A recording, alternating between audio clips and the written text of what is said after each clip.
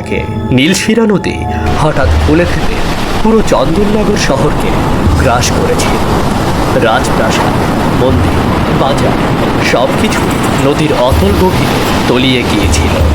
লোকে বলতো এ ছিল সেই রাজ্যের এক অভিশাপের ফল। আজ 100 বছর পর সেই নীলশিরা নদী শুকিয়ে গেছে। তার তলদেশে দেখা দিয়েছে সারি সারি বাড়িঘর, মন্দিরের চূড়া আর অক্ষত এক রাজপ্রাসাদ। আয় দেখছ নীলশিরা নদী শুকিয়ে গেছে, আবার সব ভাইসা উঠছে। হরে, এত কাল তো শুনছি নদীর নিচে নাকি গ্যারাম আছে, ওইটা নাকি দেখা যাচ্ছে রে। চল চল চল তো কিয়া দেখি। আরে না রে, আমি যাইমো না। দাদা বলতো ওইটা নাকি অভিশপ্ত শহর। আরে অভিশাপ হোক আর যাই হোক, চল চল দেখি, লাভ হইব, চল। মা, শুনেছ নীলশিরা নদী শুকিয়ে গেছে? হ্যাঁ শুনেছি, কিন্তু ওসব অভিশপ্ত জায়গায় যাওয়ার দরকার নেই। ওদিকে একদম পা বাড়াবি না। অভিশাপ? আরে ওসব বুড়োদের গল্প। আমি ভাবছি কি জানো, যদি আমি দাবি করি যে ওটা আমার পূর্বপুরুষের জমিদার বাড়ি, তাহলে বড় অঙ্কের টাকা হাতানো যাবে গো মা। তুই কি পাগল হয়েছিস? ওসব বিপজ্জনক জায়গা। বললাম না ওসব কথা মুখেও আনবি না। বিপদ? কিসের বিপদ? সবাই তো লোভ করছে গো। মোড়ল মশাইয়ের কাছে এক গাদা লিস্ট, সবাই যার যার মতো বলছে এটা আমার দাদার, ওটা আমার ঠাকুর দাদার। আমিও একটু চালাকি করে কাজটা করব আর কি।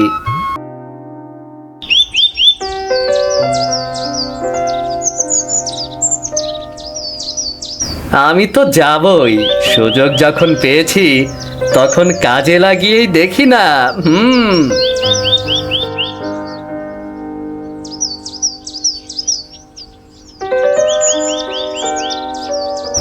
না না, এ হয় না মোড়ল মশাই। ওই যে ওইখানে ছিল আমার দাদুর বাড়ি, আমি স্পষ্ট দেখতে পাইতাছি তার ভিটা। ওইটা আমি আমার নামেই নিমু। বললেই হইল নাকি? ওইটা আমার পূর্বপুরুষের ভিটা ছিল। মোড়ল মশাই, ওই জায়গাটা আমার নামে কইরা দেন। আরে চুপ কর তোরা, যে যার মতো পারছিস শুধু জায়গা দখল করছিস। আর একটা জমিও কারো নামে হবে না, প্রমাণ দেখিয়ে তারপর ফয়সালা হবে।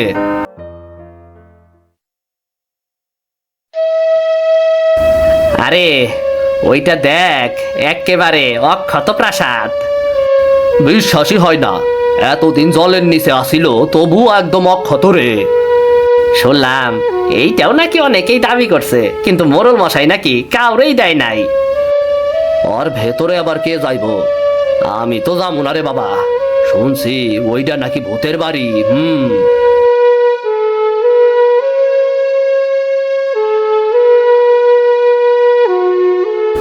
আরে কি হয়েছে, কি হয়েছে রে ছোকরা? ও কিছু না বুড়িমা, সবাই নিজেদের বাপ দাদার বাড়িঘর বুঝে নিচ্ছে গো। তা তোর বাপ দাদারও কি কিছু আছে নাকি? আছে তো বটেই।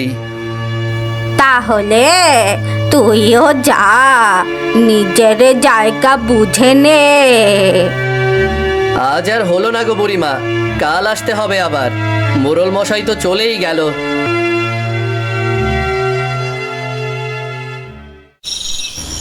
বিশ্বাসই হচ্ছে না, নীলশিরা নদী এমন ভাবে শুকিয়ে যাবে। কে ভেবেছিল এমন হবে বলো তো মা? কিন্তু যা হয়েছে ভালোই হয়েছে। ওই রাজপ্রাসাদে অনেক মণিমুক্তা থাকতে পারে, তাই না মা? আহ, তোকে আর কতবার বলবো ওই সব নিয়ে কথা বলবি না। তোর দাদু বলতো এই নগরী অভিশপ্ত, এখানে নাকি আত্মারা ঘুরে বেড়ায়। তোর দাদার মুখে শোনা কথা, এক রাতের মধ্যে নাকি পুরো শহরটা তলিয়ে গিয়েছিল, অভিশাপ লেগেছিল রাজার ওপর। কিন্তু এখন তো সব পরিষ্কার। ওই দেখো রাজপ্রাসাদটা কেমন অক্ষত দাঁড়িয়ে আছে।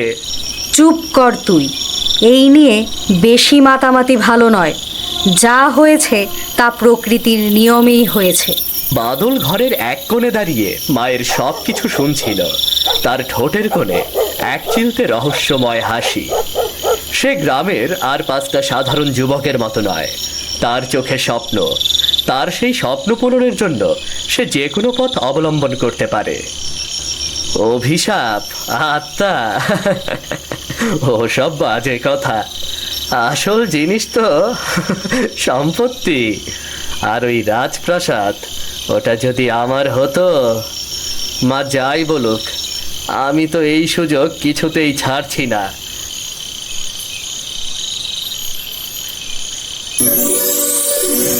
কাল এই বাড়ির অভিশাপ ঘুচবে। আমার সুখের সংসার মাটির নিচে তলিয়ে গিয়েছিল। আজ 100 বছর পর সেই শখের প্রাসাদ আবার খুলবে।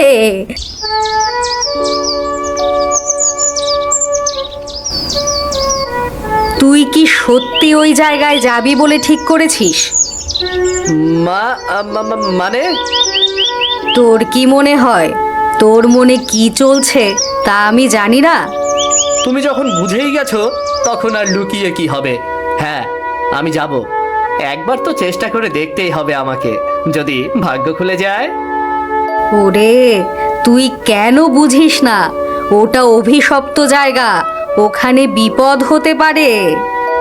বিপদ তো জীবনে আসবেই মা, কিন্তু সুযোগ বারবার আসে না। সবাই তো নিজের ভাগ্য পরীক্ষা করতে যাচ্ছে, আমিও বা পিছিয়ে থাকবো কেন? তোর বাবাও তোর মতোই স্বপ্ন দেখত, কিন্তু শেষ পর্যন্ত কিছুই হলো না। একবার এক লোভে পড়ে তাকে হারিয়েছি। বাবার কথা ছাড়ো তো, আমি বাবার মতো ভুল করব না। আমি জানি কিভাবে নিজের ভাগ্য গড়তে হয়। তুমি শুধু আশীর্বাদ করো।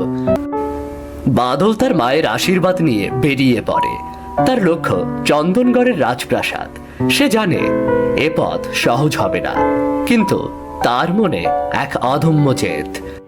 নদীর মাঝে যেন হাট বসেছে, সবাই নিজের আখের গোছাতে ব্যস্ত, কিন্তু মোড়ল মশাই সবার থেকে প্রমাণ নিয়ে তবেই জায়গা তার নামে করছে। এই দেখে বাদল কিছুটা ভয় পেল। যা, আজ আবার দেখছি প্রমাণ লাগছে। জমিদার বাড়িতে যদি আমি দাবি করি, তাহলে তো প্রমাণ চাইবে। তখন আমি কি করব? হ্যাঁ, আর কার কি দাবি আছে শুনি? কে আছো? আর কে আছো? যা হবার হবে, একবার চেষ্টা তো করেই দেখি। আরে, প্রমাণ চাইতেই সবাই হাওয়া হয়ে গেল নাকি? আরে মোড়ল মশাই, আমার একটা... ও বুড়িমা, তুমি সরো তো, আগে আমাকে বলতে দাও। আরে বাদল, তুই এসেছিস। তুই বল বল, তোর আবার কি আবদার? বল বল, তোর আবদারটা বল। কি আর বলি মোড়ল মশাই, আমার পূর্বপুরুষ ছিলেন এই চন্দনগড়ের জমিদার। এই রাজপ্রাসাদ আমারই। যদি এটা আপনি আমাকে দিয়ে দেন তাহলে ভালো হয়। তুই কি করে জানলি? তোর তো বাপ দাদা তোর জন্মের আগেই মারা গেছে। তোকে কে বলল যে এই বাড়ি তোর পূর্বপুরুষদের? কে আবার বলবে? আমার মা বলেছে। ঠিক আছে, তাহলে যা, তুই দরজা খুলে দেখা। যা যা যা। হে, আর এমন কি, এক্ষুনি যাচ্ছি।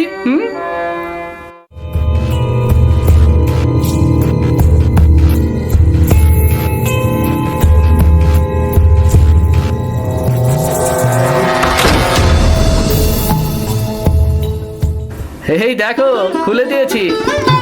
আরে, তুই তো জমিদার বাড়ির উত্তরাধিকারী রে। শোনো সবাই, আজ থেকে বাদল এই জমিদার বাড়ির মালিক। আরে, এটা কেমনে সম্ভব হইল? কেমনে করে দরজা খুললো রে? তাইলে কি বাদল আসলেই মালিক? তার মানে ও সত্যিই উত্তরাধিকারী? হ্যাঁ? আরে, কি বলছো এসব তোমরা? আরে, এত অবাক হচ্ছ কেন? আরে, এই রাজপ্রাসাদের দরজার আসল উত্তরাধিকারী ছাড়া কেউ খুলতে পারবে না। মানে কি বলছেন মোড়ল মশাই? তার মানে এজন্যই কেউ এখনো এটা নিতে পারেনি। কিন্তু আমি আমি কিভাবে পারলাম? তার মানে কি আমি এর আসল মালিক? হ্যাঁ, তুই।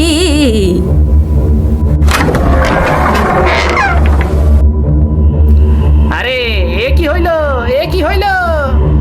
যে এই প্রাসাদ থেকে একদিনের মধ্যে বের হতে পারবে না, সে চিরকাল ওখানেই বন্দি থাকবে। হায় বিধাতা, এবার কি হবে, কি হবে এবার?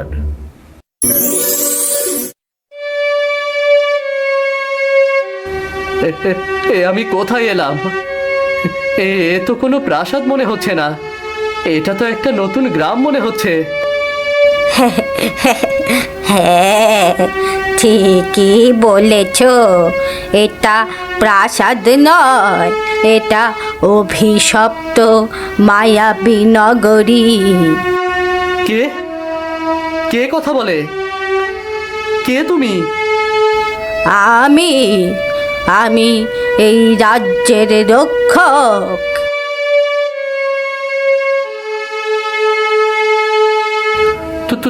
তুমি? হুম? হ্যাঁ, আমি। আর তুমি এই প্রাসাদের প্রকৃত উত্তরাধিকারী। আমি? কিন্তু আমি তো সাধারণ এক। তোমার রক্তে সেই প্রাচীন রাজবংশের ধারা বইছে। তোমার পূর্বপুরুষেরা এই চন্দ্রনগরের রাজা ছিলেন, আর তোমার বাবাও এখানেই মারা গিয়েছিল। যদি সূর্য ডুবে যাওয়ার আগে তুমি এখান থেকে বেরোতে না পারো, তবে তুমিও চিরদিনের জন্য এখানেই বন্দি হয়ে যাবে। না না, আমি বন্দি থাকতে চাই না, আমাকে ফিরে যেতে হবে। ফিরে যাওয়ার পথ সহজ নয়, তোমাকে অনেক বিপদ পেরোতে হবে। কি বিপদ? আমাকে বলো, আমি সব বিপদ পেরিয়ে যাব। প্রথম বিপদ হলো নীল শিরা নদীর কুমির। এখন যাও, সূর্যাস্ত ঘনিয়ে আসছে। বাদল হাঁটতে হাঁটতে এক অদ্ভুত আলো ঝলমলে জঙ্গলের মধ্যে এসে এ কি? এ আমি কোথায় এলাম? এ কেমন অদ্ভুত দেশ! সব দোষ আমারই, মায়ের কথা শুনিনি বলে আজ এই বিপদে পড়েছি।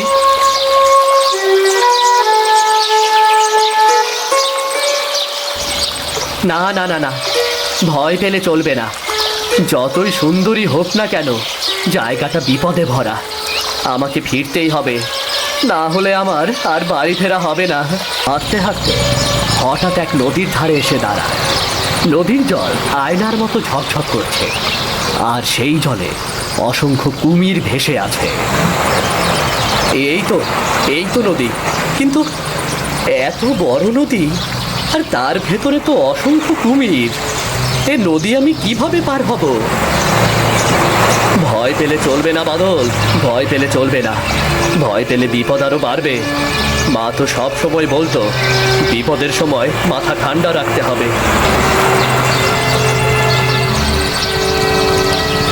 যদি আমি নদীতে নামি, মুহূর্তেই টেনে নিয়ে যাবে। তাহলে কি আমি চিরদিন এখানেই আটকে থাকবো? না, আমাকে কোনো না কোনো উপায় বের করতেই হবে। এত দূর এসে হার মানা চলবে না, সাহসী হতে হবে। কুমির যতই থাকুক, এ নদী পার হওয়ার উপায় নিশ্চয়ই আছে। হয়তো কোনো গোপন পথ আছে, হয়তো কোনো সেতু, কিংবা কোনো জাদু। আমি খুঁজেই বের করব। দেখি, এক পা এগিয়ে দেখি। মা সব সময় বলতো, যেখানে পথ নেই, সাহসীরা সেখানেই পথ বানায়। বাদল গুটি গুটি পায়ে নদীর দিকে এগোতে শুরু করে। তার মনে ভয় আর উত্তেজনা। সে বুঝতে পারে, এই মায়াবী রাজ্য যতটা সুন্দর, ততটাই বিপজ্জনক। কিন্তু তাকে ফিরে যেতেই হবে।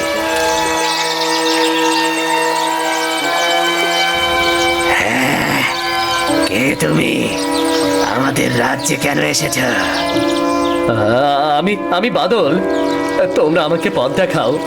আমি এই রাজ্যের উত্তরাধিকারী। আমাকে ফিরে যেতে হবে। ফিরে যেতে চাও? তাহলে আমাদের ধাঁধার উত্তর দাও। ধাঁধা? কি ধাঁধা? আমি দিনে ঘুমাই, রাতে জাগি।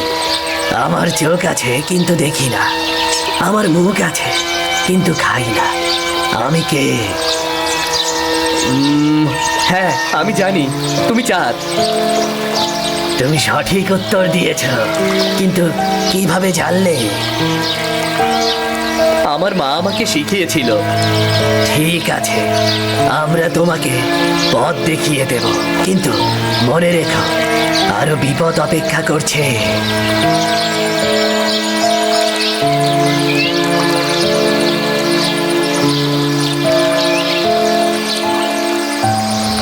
ধন্যবাদ তোমাকে আমাকে সাহায্য করার জন্য। তোমাকে অনেক অনেক ধন্যবাদ।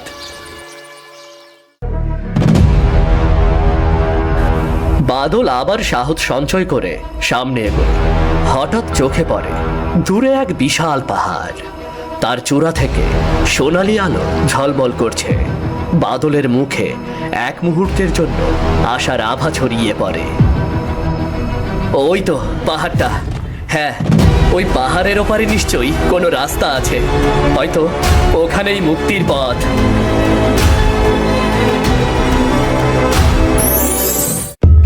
এ কি? এ কেমন খাদের ফাঁদ? আমি কিভাবে পার হব এই অন্ধকার গভীরতা? যদি পড়ে যাই তবে তো শেষ। কিন্তু আমাকে যেভাবেই হোক ওখানে যেতেই হবে। ভাব বাদল, ভাব। নদীর মতো এখানে নিশ্চয়ই কোনো গোপন পথ আছে। ভাব বাদল, জলদি ভাব। এত গভীর যে নিচে গিয়ে শব্দটুকু শোনা গেল না। যদি ভুল করি তবে আর কখনো পৃথিবী দেখা হবে না। কিন্তু থেমে থাকলে হবে না। আমি হাল ছাড়ব না। যত বড় বাধাই আসুক, সূর্য ডোবার আগেই এখান থেকে বের হতে হবে আমাকে।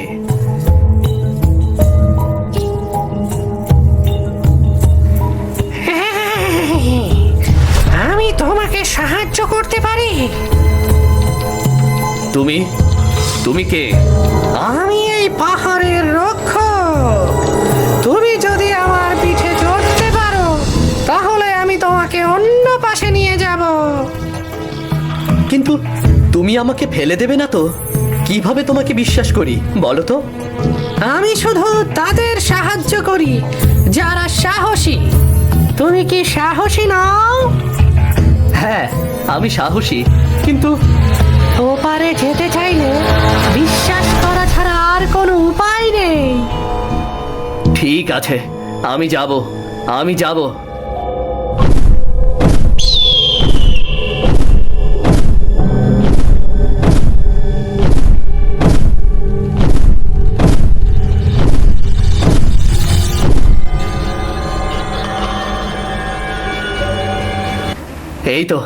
এই তো আমি পৌঁছে গেছি। আমি চলি।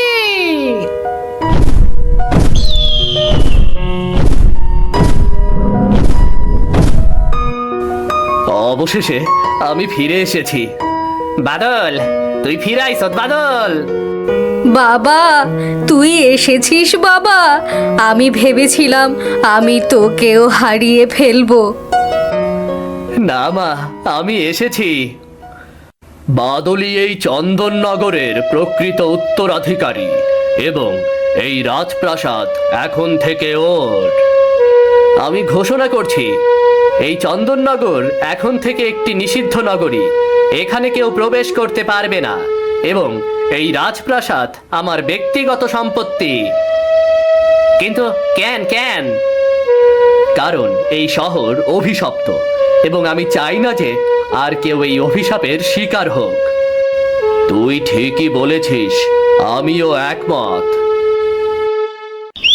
চন্দ্রনগর একটি নিষিদ্ধ নগরী হিসেবে পরিচিতি লাভ করে।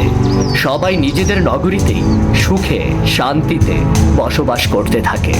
এই নগরী পরিত্যক্ত থাকে। বাদল তার পূর্বপুরুষদের রহস্য রক্ষা করে এবং তার রাজ্যকে সুরক্ষিত রাখে।